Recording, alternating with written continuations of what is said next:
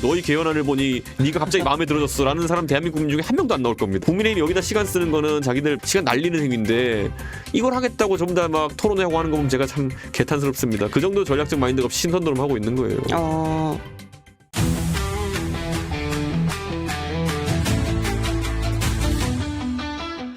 지금 윤 대통령 탄핵 관련해서 헌재가 선고기를 안 잡았잖아요. 네.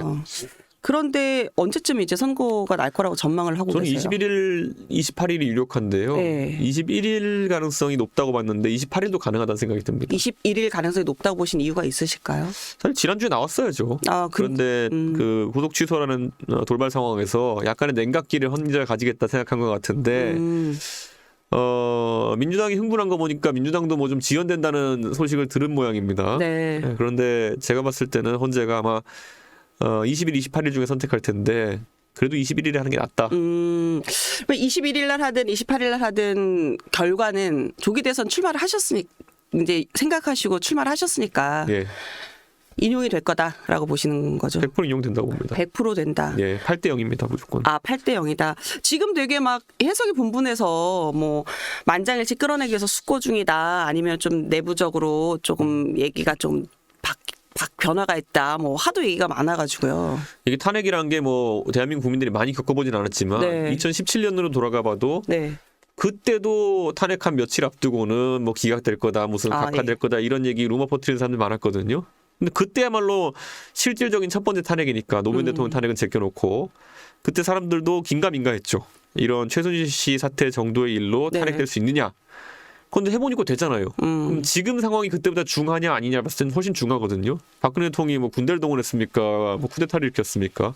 네. 피도 섞이지 않은 사람이 뭐 일을 잘못했다 그래가지고 거기에 뭐 공동 지감론 때문에 간 거 아닙니까?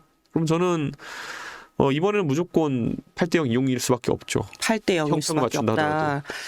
그 여권에서는 이 헌재 선고가 좀 늦어질수록 기각이나 각하될 수 있다. 이런 얘기들을 계속 지금 하고 있어요. 그 오세훈 서울시장 같은 경우 보니까 뭐 기각 둘, 각하 하나 전망한다. 이렇게까지 얘기를 하더라고요. 그러니까 이게 구조적으로 탄핵돼서는 이기기가 쉽지 않거든요. 그 탄핵 당하는 쪽 입장에서는. 네.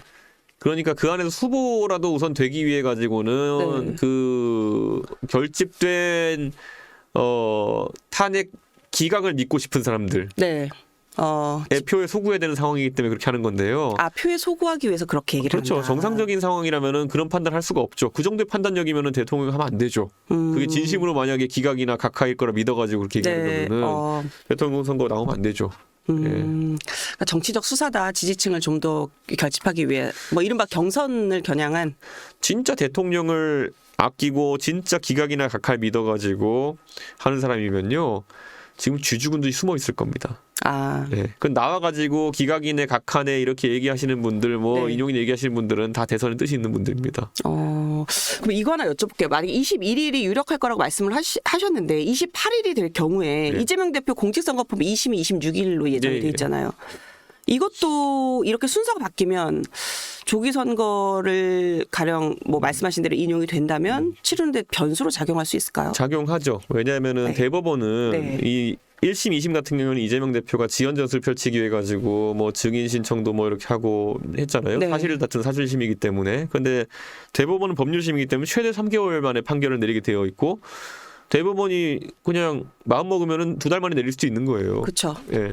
그러면 이제 사정권에 들어오는 겁니다. 그런데 하루라도 더 이제 그 사정권에 많이 들게 될수록 이재명 대표는 밤잠을 못 이루는 거죠.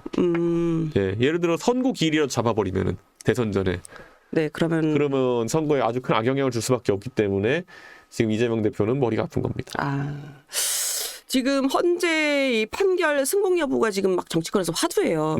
뭐 국힘에서 지금 이재명 대표 민주당을 향해서 헌재 결정이 나면은 승복해라라고 이제 얘기를 지금 하고 있는데 일단 뭐 필요하다고 보세요. 그 과거에 박근혜 전 대통령 때도 보면 여야 사당이 합쳐서 이제 승복 결정 이제 그 선언 같은 거 했던 적이 있긴 하거든요. 병세균 국회의장이 불러 모아가지고 야사당이 했었죠. 그런데 뭐 굳이 이런 걸 해야 되나요? 어차피 승복 안 하면 어쩔 건데요. 뭐 반란 일으킬 겁니까? 그러니까 승복해야 되는데 차라리 미리 선언하고 승복하는 모습 보이는 게 낫지. 나중에 가가지고 뭐 마지못해 승복하는 모습 이런 것들은 국민의힘을 위해서 좋지 않거든요. 근데 지금 워낙 이 안에 올망졸망하게 지금 다양한 대선 주자가 있다 보니까 서로 눈치 게임 하느라 지금 제대로 말을 못하는 거거든요. 예, 저는 안타깝습니다 좀. 아니 왜 그 한동훈 전 대표 그리고 또 한 분인데 제가 생각이 지금 유승민 예. 전 의원은 이거 승복에 대해서 메시지 내야 된다 이런 얘기를 했던 것 같고 그 네. 외 분들은 말씀을 안 하시더라고요. 그분이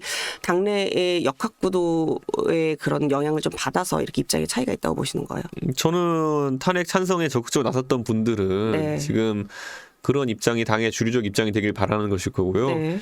탄핵에 대해서 미온적이었거나 아니면은 아직까지도 그 소위 말하는 제가 봤을 땐 김문수 지사가 다 먹었거든요. 그 포션은 여론조사에서는 예, 그렇죠. 그러니까 탄핵 찬성하는 포션은 다 지금 김문수 지사가 탄핵 반대하는 포션은 다 반대하는. 먹었는데 그거에 미련을 못 버려가지고 지금 거기에다가 밑보이지 않으려고 하는 분들이 그런 좀 조용히 하고 있는 스탠스를 취하는 것 같은데 네. 저는 그 정도의 판단력이면은 진짜 정치하면 안 된다 생각합니다. 그렇게 조용히 있는 게 경선에 실질적으로 선거 많이 치러 보셨으니까 도움이 될까요? 저는 경선에서는 만약 진짜 짠맛에 의존하려면은 네. 김문수보다 짠맛이든지 네. 예, 그렇게 가야 되는 거거든요. 아주 세게. 예, 김문수보다 세게. 예, 그런데 그게 아닌 이상 김문수 장관이 장악한 것처럼 보이는 그 포션을 뺏어오기 어려울 거다. 뺏어오기 어려울 것이다.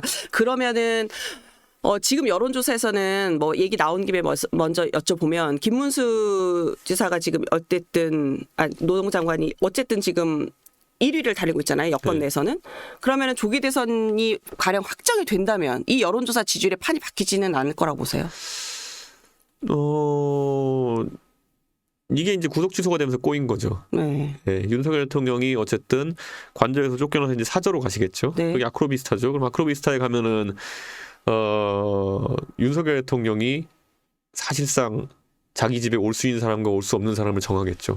사실상 대선에 영향을 미칠 것이다. 그렇죠. 그리고 이게 있는 거예요. 그래도 윤석열 대통령이 대한민국 대통령이었는데 네. 사실상 정치적 사망 선고를 받는 상황인데 그 정치적 사망 선고 이후에 탈상하는 기간이 필요할 거예요. 네, 그렇죠. 과거에 박근혜 대통령 탄핵 같은 경우에는 그때 뭐 반기문 총장을 불러오기 위한 분위기라든지 바른정당을 차리고 자유한국당과 분당되고 이런 분위기 속에서 뭐 어떤 결과는 없지 예측은 안 되지만 하여튼 탈상을 했는 상태에서 이제 대선에 돌입한 거예요. 네. 근데 지금 대선은 만약 이런 식으로 윤석열 대통령이 기각에 대한 미련을 버리지 못하고 딱 그런데 인용되는 결과 받아들인다? 네. 그럼 윤석열 대통령은 본인이 이제 저항하겠죠.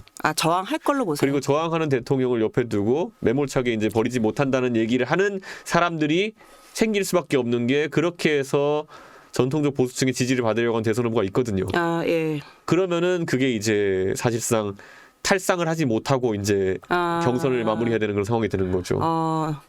지금 지도부 이거는 확실하게 말 수 없지만 여러 얘기가 나오는 것 중에서 말씀하신 대로 만약에 인용이 된다면 이 탈상 과정이 필요하니 근데 길게 또 조기 대선이 있기 때문에 갈 수는 없고 그래서 한 5일 정도 이런 과정을 좀 거치겠다 이런 얘기들도 나오긴 하더라고요. 5일 갖고 안 됩니다. 이거 가면은 없다. 5일 정도 여유 시간 동안에 더 격렬해질 겁니다. 그러니까 물밑에서는 엄청 격렬해지겠지만 이제 표면적으로 국민과 이 보수층을 향해서는 그렇게 하겠다 이런 취지 같은데. 제 생각에는 그런 계획 자체가 네. 굉장히 아마추어틱하다. 저는 계엄이 터졌을 때 이미 네. 국민의힘이 했어야 되는 일은 윤석열 대통령을 출당시키는 것이었다. 당대표셨다면 출당시키셨을까요? 이거는 뭐 계엄인데요. 계엄이고 그 쿠데타 정당 소리 안 들으려면은 네. 당연히 먼저 했었어야 되는 건데 네. 거기서 이제 이상한 동작들이 나오면서 한동훈 대표가 무슨 본인이 소통령이냐 갑자기 한덕수 총리가 나타나가지고 국정 운영하겠다 하지 않느냐 이런 거 하다가 시간 다 낭비하고 그리고 이상하게 역동작 걸려가지고 이제 저렇게 된 거 아닙니까? 저는 첫 번째 조치가 윤석열 대통령 제명 출당 조치. 출당이었어요. 잘 생각해보면 홍준표 대선 후보가 네. 지난 탄핵선 되자마자 그거를 시도했거든요. 맞습니다. 네. 예, 뭐 춘향인 줄 알았더니 향단이었다 막 이러면서. 네. 예. 그래서 요란하게 하여튼 쫓아냈거든요. 저는 그게 사실상 근데 대선 과정에서 박근혜 대통령이 어떤 영향을 끼치는 걸 차단하면서 그래도 홍준표 대표가 2등으로 치고 나가는 효과를 나왔다 볼 수 있는 거죠. 어느 정도 선방하는 지지율을 얻을 수 있었던 그렇죠. 이유가 그랬다. 그럼 윤 대통령이 만약에 각하 또는 기각이 된다면 직무에 복귀를 하게 될 텐데 이럴 때 이제 최종 변론에서 얘기했었던 그 임기 단축 개헌 할 거라고 보세요? 저는요 그렇게 되면 거의 준내전 상황으로 될 것인 게 내전 상황이 될 것이다. 윤석열 대통령이 화장실 들어갈 때랑 나올 때가 다른 분이라는 거는 저는 경험적으로 알고 있고요. 예. 그리고 실제로 그런 모습 많이 보였죠. 예. 그러니까 저는 그걸 믿을 수도 없을 뿐더러 대통령의 가장 큰 직무 중에 하나가 군통수권이거든요. 그렇죠. 군대를 일으켜가지고 총부리를 안으로 돌렸던 사람에게 군통수권을 하루라도 더 쥐어준다는 거는 국민들 입장에서 용납할 수 없는 처사입니다. 네. 지금 군이 쑥대밭이 됐는데 누구 때문에 쑥대밭이 됐는데요 지금. 그러니까 저는 대통령의 가장 큰 직무인 군통수권을 생각해서라도 네. 직무 복귀된다고 국민들이 인정하지 않을 것이다. 않을 것이다. 네. 지금 이미 어차피 광장은 둘로 지금 쫙 갈라져 있는 상황이에요. 지금도 많이 어수선하고 혼란스럽거든요. 근데 이 혼란과 어수선함은 유도 아니다라고 보시는 거예요. 우리가 착각하면 안 될 게 이제 탄핵을 몇 년에 한 번씩 뭐 사실 반복해서 겪으면 안 되지만 8년 전에 겪었기 때문에 까먹어서 그런데 네. 박근혜 대통령 당시에 태극기 부대라는 것의 위세가 지금 윤석열 대통령의 탄핵 반대 집회하는 사람들에 비하면은 규모로는 10배 이상 차이가 났습니다. 지금 뭐 2만 명 모인다 뭐 이런 얘기하죠. 네. 그때는 광화문이랑 시청 꽉 채우고 막 이렇게 하면서 네. 탄핵 반대했었죠. 그때 거기는 뭐 동십자가 있는 쪽에서부터 그렇죠. 꽉꽉 채워가지고. 그러니까 그때에 비하면 굳이 사람 수로 비교할 건 아니지만 그런데도 그 다음 대선에서 홍준표 네. 후보가 24% 받고 그냥 졌어요. 네. 그러니까 자꾸 지금 이제 많은 사람들이 한 2만 명 정도 모이는 규모 작고 크고 문제가 아니라 과거의 기억을 다 상실한 겁니다. 이게 뭐 탄핵 인용과 탄핵 기각의 집회 참석 인원수를 비교하고 그게 아니라 그건 동원력이 세고 시간 많은 사람들이 많이 나올 수밖에 없는 구조예요. 의원님 이 말씀하셨더라고요. 5년 단임제가 문제가 아니다. 중임제이거나 내각제여도 마찬가지였을 거다. 예. 결국 이제 사람의 문제라는 말씀을 하신 건데. 그렇죠. 윤석열 대통령도 사실 그 다른 형태의 정부 수반이었어도 네. 이런 일을 벌였을 겁니다. 왜냐하면 애초에 성정 자체가 그런 좀 개팍한 측면이 있기 때문에 저는 그래서 이게 개헌을 자꾸 얘기하시는 분들이 있는데요. 네. 저는 국민의힘 계열의 사람들이 개헌 자꾸 얘기하는 거는 전략적 사고가 없는 거다. 전략적 사고가 없는 거다. 개헌은 이런 겁니다. 하면 좋다. 뭐 이런 막연한 생각들은 국민들한테 있어요. 네. 근데 어떻게로 가는 순간 관심이 확 식습니다. 예, 지겨운 내용이거든요. 그러니까 그냥 말초적인 무슨 5년 중임제, 5년 단임제나 4년 중임제나 이런 것만 남아가지고 이제 이것만 여론조사하고 있는 거거든요. 네. 다른 디테일은 여론조사 안 하잖아요. 그렇죠. 근데 개헌이라는 거는 40년 만에 하는 건데 그러면은 얼마나 잘 설계해가지고 일을 해야겠습니까? 그런데 무슨 뭐 60일도 안 난 대선 앞두고 그거를 이제 하자? 네. 그거는 제 생각에는 전략적으로 안 좋고요. 그럼 그건 정치적인 그리고 개헌으로 정치인 점수 따기 되게 어렵습니다. 되게 어렵다. 네, 왜냐하면 개헌이라는 것이 우리가 뭐 경제 정책은 그래도 좋은 거 나쁜 거를 가려가지고 국민들이 판단할 수 있지만은 네. 개헌은 그냥 사과랑 오렌지를 비교하는 거랑 똑같은 거예요. 네. 국민들 입장에서는 사실은 네, 네가 그런 개헌 생각 거기서 그래 잘 들었어 뭐 이런 거지. 잘 들었어요. 야 너의 개헌안을 보니 나는 너를 뽑겠다 이런 사람은 나올 수가 없어요. 그러니까 여기다가 왜 시간 낭비를 하겠다고 하는 건지가 사실 네. 국민의힘의 전략과 마인드가 없는 거고. 네. 국회에 가면 이제 국회 옆에 헌정의 건물인데 거기 가면 이거 좋아하시는 전직 국회의원들 굉장히 많으세요 어르신들. 네. 그러니까 그런데 낮은 데 끌려가면 큰일 나죠 이거는.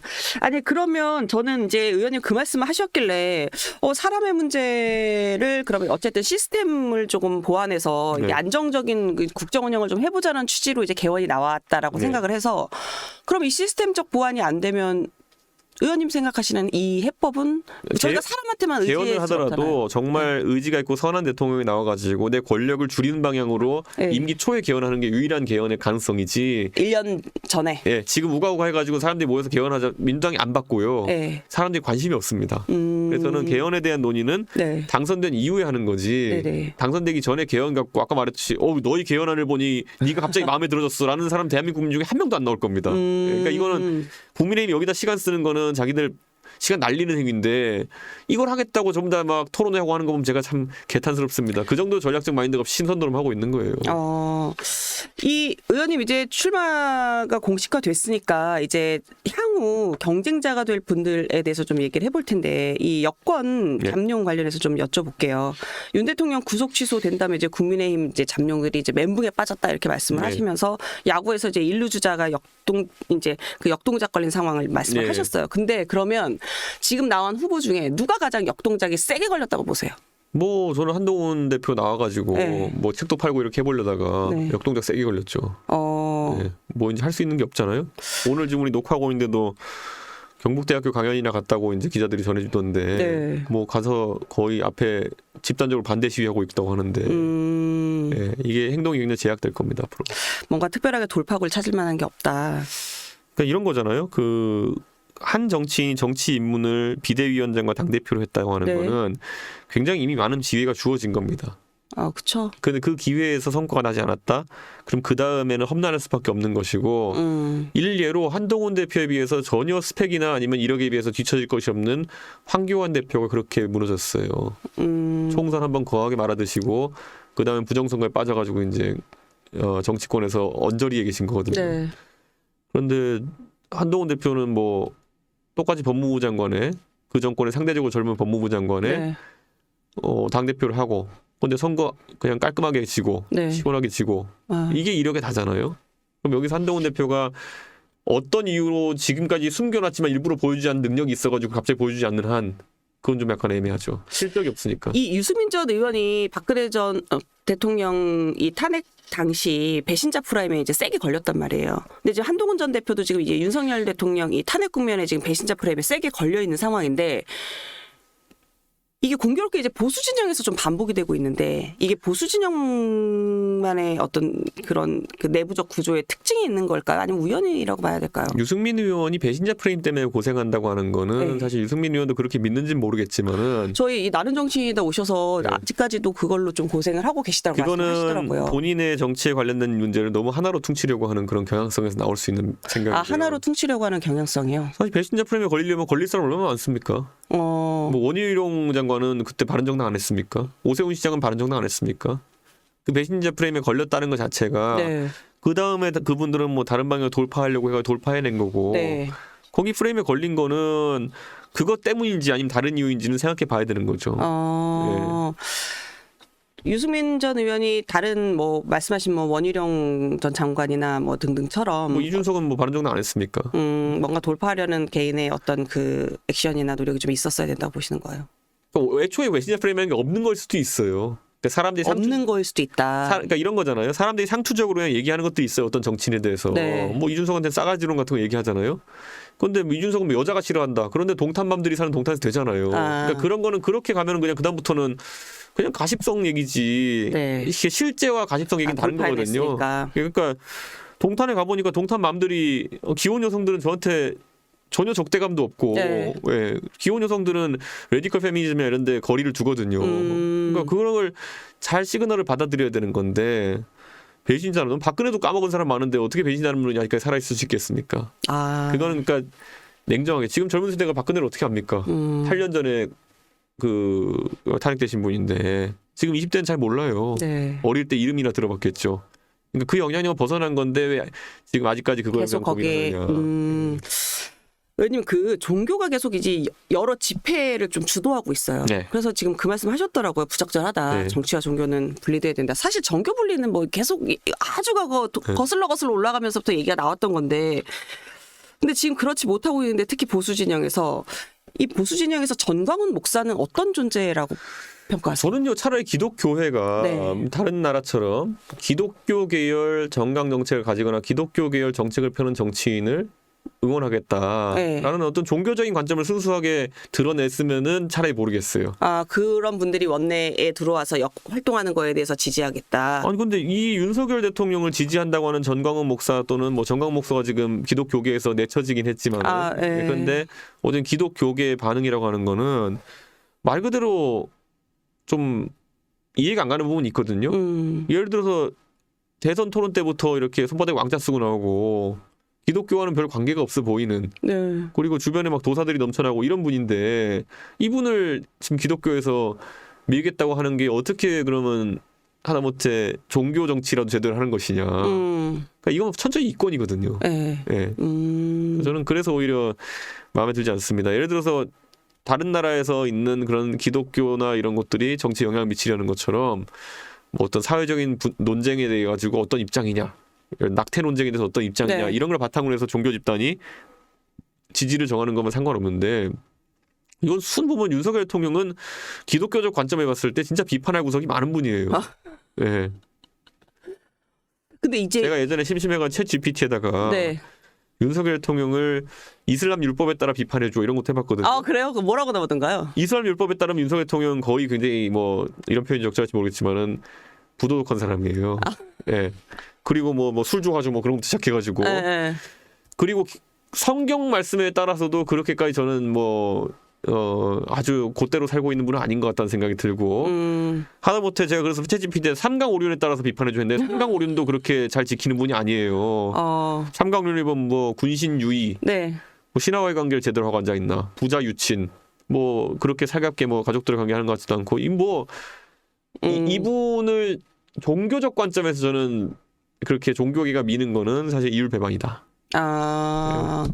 근데 이제 이게 한 표가 좀 아쉽잖아요. 정치권에서는 네. 선거 때. 네. 그러다 보니까 뭐 과거에도 그렇고 이 종교 뭐 특정 종교를 아니건 뭐 기독교든 불교든 종교 정치인들이 되게 이제 관심도 갖고 정책에 대한 어떤 그 노력 뒷받침도 좀 노력도 해주고 이런 게 좀 있었어요. 네. 근데 지금은 이제 그것보다는 조금 달리 유독 이렇게 두드러진 이유가 뭐가 있을까요?